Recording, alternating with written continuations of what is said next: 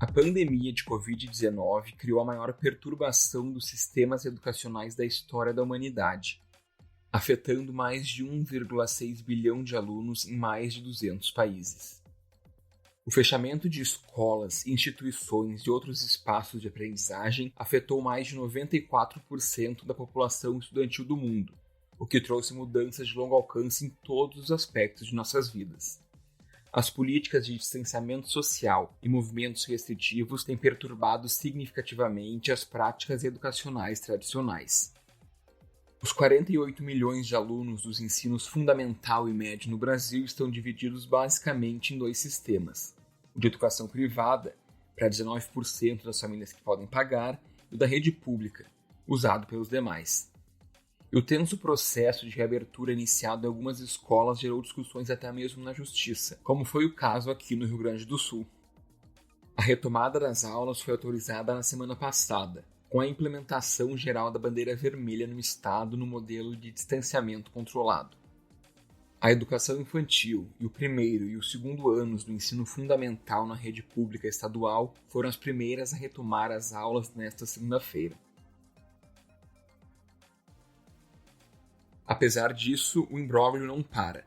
Também nesta manhã, ocorreu uma audiência de conciliação como resposta a uma ação da Associação de Pais e Mães pela Democracia e do Sindicato dos Professores e Funcionários de Escolas do Rio Grande do Sul, que pedem uma nova suspensão das aulas. Além das partes autoras, representantes do governo do Estado, do Sindicato do Ensino Privado e do Sindicato dos Professores do Ensino Privado participaram da reunião. O fechamento das escolas acarreta altos custos sociais e econômicos para as pessoas nas diferentes comunidades. Seu impacto, porém, é particularmente grave para os meninos e meninas mais vulneráveis e marginalizados, assim como para suas famílias. Essa situação exacerba as disparidades já existentes nos sistemas educacionais do Brasil. É sobre isso que nós falamos no Direto ao Ponto de hoje, dia 3 de maio. Eu sou Eric Halpe, bem-vindos.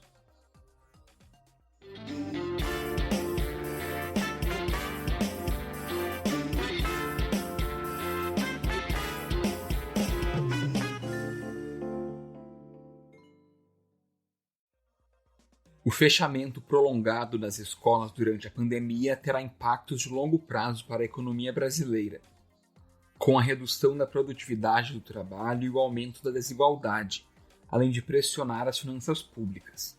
O Fundo Monetário Internacional divulgou neste ano um estudo no qual os jovens brasileiros terão, por conta disso, uma queda de 8% em sua renda futura, o que é o dobro do projetado para a América Latina e do Caribe, 4%.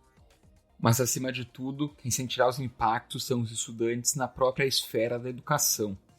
Para falar sobre esse tema, eu recebo Luciane Huberti, doutora em Educação e professora associada do Departamento de Ensino e Currículo da Faculdade de Educação da URGS. Boa tarde, obrigada, Eric, pelo convite. Boa tarde, ouvintes. É um prazer estar aqui. Prazer é nosso em te receber. Então, Luciane, para nós começarmos, eu queria que tu começássemos falando sobre os impactos que esse fechamento pode ter tanto no desenvolvimento psicossocial quanto no próprio processo de aprendizagem formal dos alunos. Os impactos, no desenvolvimento dos alunos, ele é, de um modo geral, estendido a todo um conjunto, a toda uma geração, ele não se circunscreve a um grupo específico. Podemos dizer que todos estamos nesse conjunto e se há uma pausa nesse desenvolvimento, ela é, de uma certa forma, equivalente, claro, com as suas diferenças, em relação às classes sociais e os sujeitos aí envolvidos, mas ela é uma pausa que atinge a todos, de forma que uma preocupação que temos aí,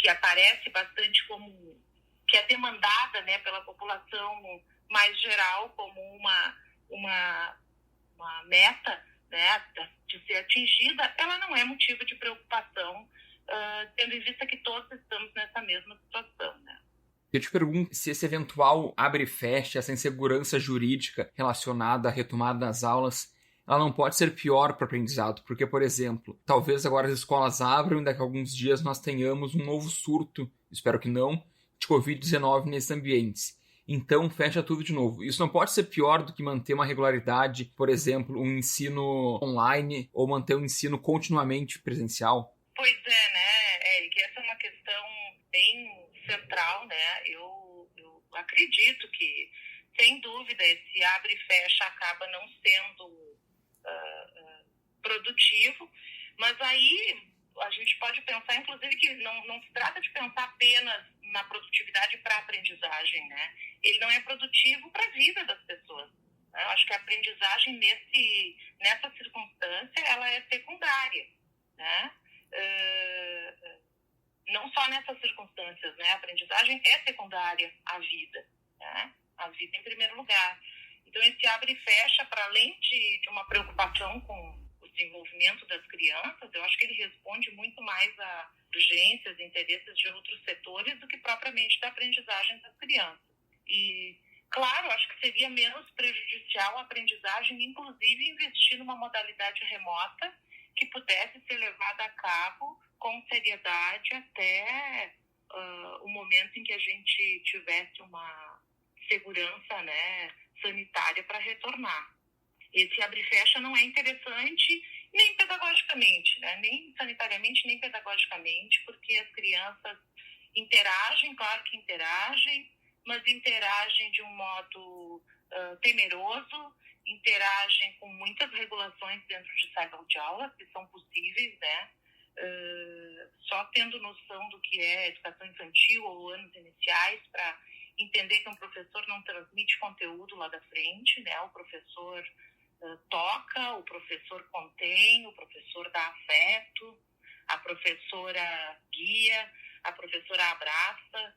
Então, ela faz muito mais coisa do que transmitir conteúdo, né? E isso uma semana sim, uma semana não, que é uma modalidade híbrida, a gente pode imaginar que tem muito menos vantagens em abrir do que desvantagens, né? Então, é preciso considerar isso também, né? Nessa polêmica de abre escola, não abre escola e tal. E, Luciane, ainda nessa seara, como fica a questão da educação especial, onde a atenção do professor com o aluno é muito mais próxima? Eric, assim, eu tenderia a te dizer que todo o processo, né, de educação especial, é claro que com as crianças com necessidades educativas especiais, isso requer ainda outras intervenções, né? Mas todo o processo educativo é especial, porque cada criança é singular, né? Aquela demanda um afeto maior, aquela demanda uma dureza maior na fala, aquela demanda um contato mais próximo corporal, e assim a gente prolifera a diferença em sala de aula, né? Não é como, acho, no senso comum a gente pensa muito isso, né? Acho que o senso comum pensa isso. Bom, a escola é um professor dando comandos e vários sujeitos ali sentados em silêncio, ouvindo como se fosse um processo de depósito em caixa bancária, né? Então, esse conhecimento não se dá dessa forma, né? Há muito a gente já sabe, o campo teórico da educação está aí para nos ensinar.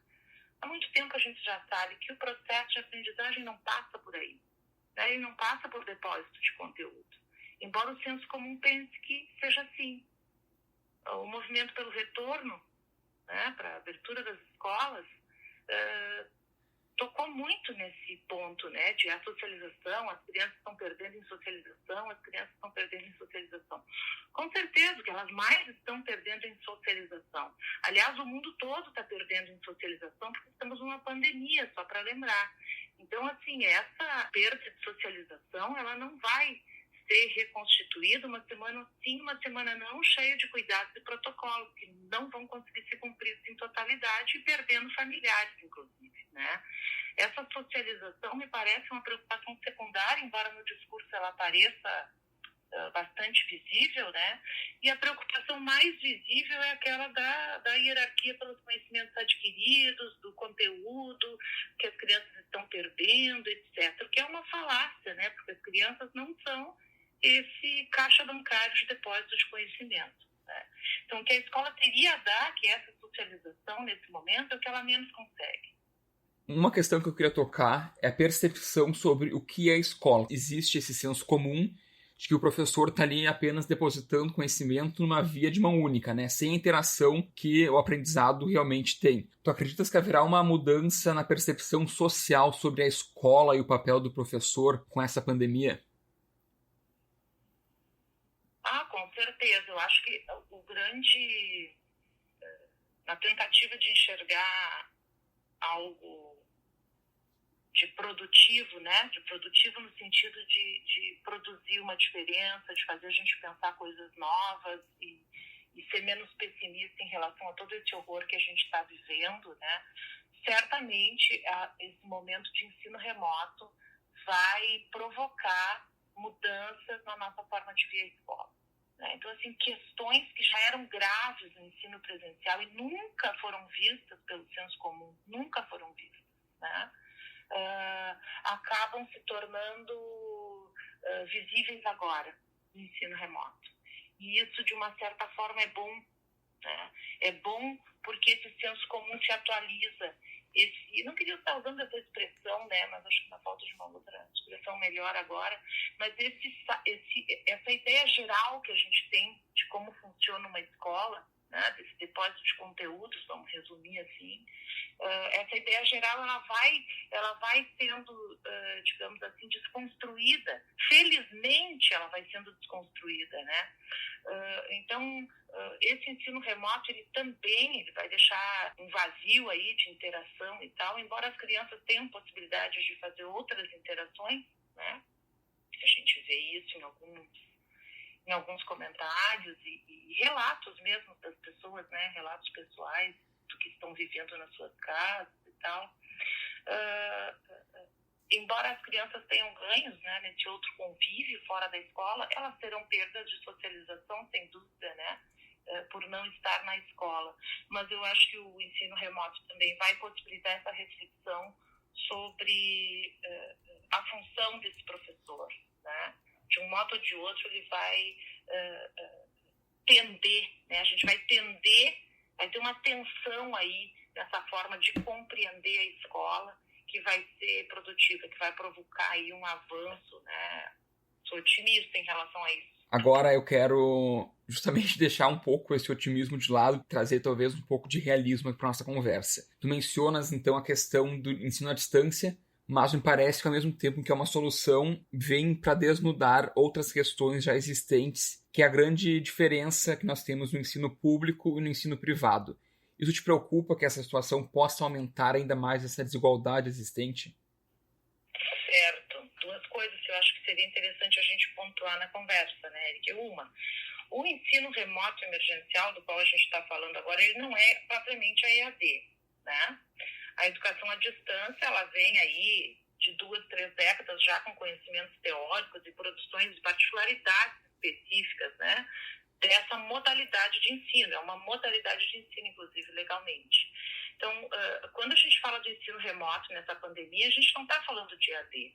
A gente está falando de um ensino remoto mesmo, que não tem ainda, cada um chama de um nome, inclusive alguns lugares chamam EAD, emergencial, outro remoto, mas é uma modalidade remota de aula que cada um está inventando de um jeito.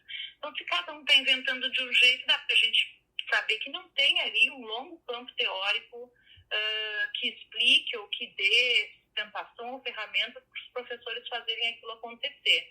Alguns pegam estratégias da EAD, somam com outras estratégias, utilizam mídias sociais e aí fazem uma criação didática que a gente está vendo acontecer e pela qual a gente deve agradecer muito aos professores, né? Porque é um trabalho sobre-humano nesse momento de pandemia, né? Então, uma coisa é essa educação à distância, que se a gente tivesse uma educação à distância organizada, a gente estaria menos pior, me parece, né? Dado esse histórico, esse conjunto teórico já conhecido, já construído, esses aportes que a gente teria para nos sustentar. Claro que precisaria de formação de professores para poder fazer isso acontecer lá na ponta, tá? Mas em considerando o ensino remoto e essa provisoriedade dele, esse caráter emergencial que ele tem, tá? Tu pergunta pelas diferenças, né? E por tornar mais agudas essas diferenças entre o ensino privado e o ensino público.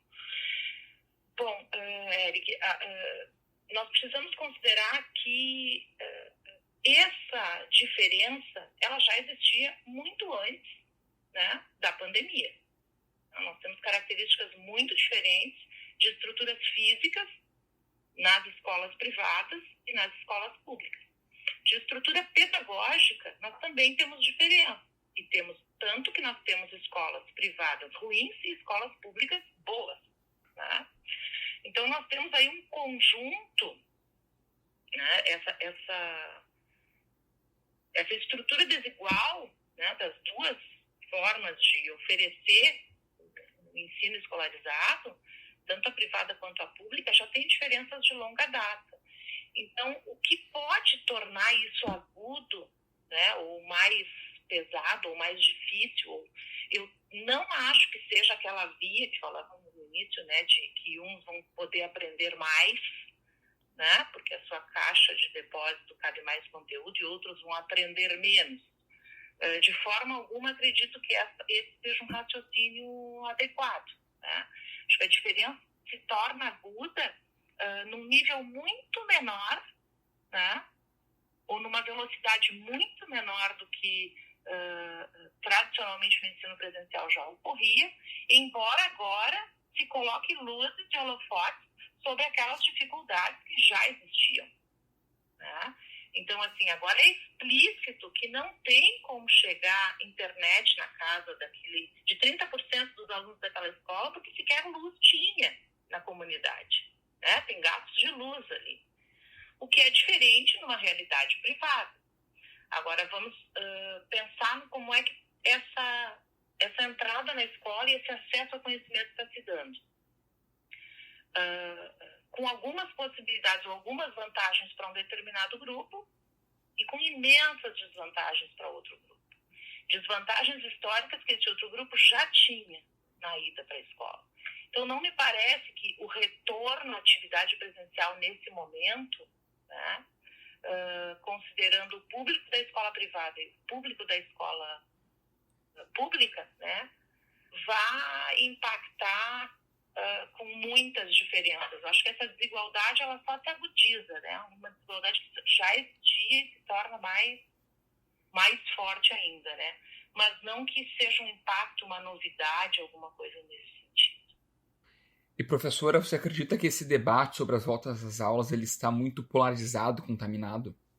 Acho que sim, Eric, acho que sim. Eu não sei se eu diria polarizado, mas acho que tem a ver com essa conjuntura mais ampla, né, que a gente vive no Brasil mesmo, a compreensão aqui a gente tem que fazer campanha por vacina sim, né, então tem aí um nível me desculpe a palavra, não sei que outra usar, mas tem um nível muito grande de ignorância, no sentido de não entender o que se passa, né, numa pandemia ou o que é uma pandemia, para a gente chegar ao ponto de voltar às escolas no momento em que dos 400 mil mortos no Brasil, mais de 400 mil mortos, né? Os últimos 100 mil foram nos últimos 40 dias, 36 dias, né? Como saiu hoje no G1. Então, assim, tem uma falta de informação, ignorância nesse sentido, né? Eu ignoro o que significa essa conjuntura toda para acreditar que seja oportuno voltar às aulas nesse momento, né? Colocar as crianças na escola nesse momento. Que bom se a gente pudesse já estar saindo, né, dessa exclusão social que a gente vive, né? De contato social é mais adequado. Mas a gente não está, né? A gente está fazendo de conta que o problema acabou, né? Tá colorindo a bandeira de vermelho, a bandeira do Rio Grande do Sul, né? Então é bastante grave, eu acredito que é bastante grave essa situação e difícil, né? E difícil porque tem a ver com essa polarização aí nacional mesmo que tu te refere, né? E Luciane, o que muda na formação docente depois da pandemia? Formação docente. acredito... Olha, bom, assim, dentro da... Eu trabalho com licenciaturas, né? Dou aula para vários cursos da universidade. A formação docente parece incluir, a partir de agora, novas questões, né? A gente tem trazido outras questões para os alunos, tem alterações nas disciplinas, enfim. Acredito que a formação de professores vai ter aí vai sofrer um efeito, né, positivo desses questionamentos do próprio senso comum, né, que eu falava antes, né, que o ensino remoto vai provocar. E, de uma certa forma, a gente vai ter que adaptar e colocar dentro da nossa formação essas preocupações, né?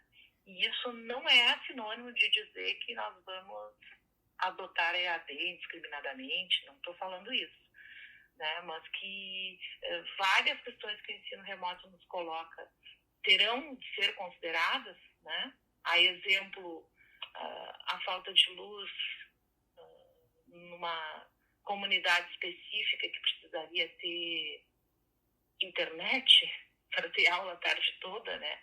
Essas questões vão adquirir mais visibilidade agora e elas vão entrar com tudo, né? Eu acredito na formação docente também.